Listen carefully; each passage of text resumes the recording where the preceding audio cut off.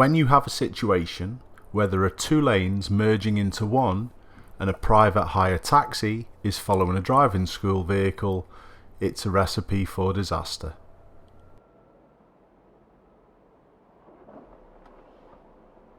As the lights change and the cars start moving, I make good eye contact and let the grey car out. Easy enough. Now I'm thinking where the merge-in turn is going to happen and where the cars are situated. So I just hold back and let the black Ford to my right take the space in front. But as you can see at this point, the impatience of the Delta driver is already evident.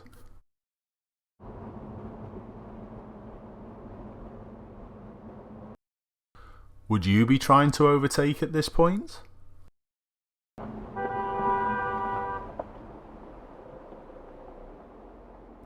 Take a quick note of his position as he beeps his horn and he waves his hands at me.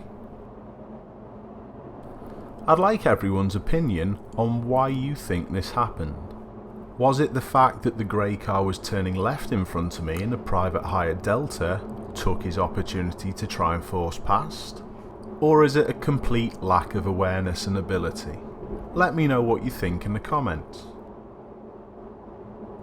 There is one further point that I'd just like to add, and this is the learning that can take place from this incident. The first part of this is whenever risk increases, never ever speed up, because as you've just witnessed, all it's going to do is just make the problem worse. The next thing is how I dealt with the situation. Don't rise to it. Even here, say nothing. Just literally get on with your journey and diffuse the situation.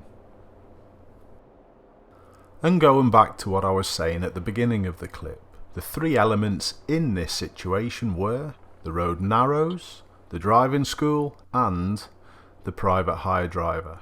And unfortunately, it happens all too often, so it's half expected. Thanks a lot for watching, and I'll see you all soon.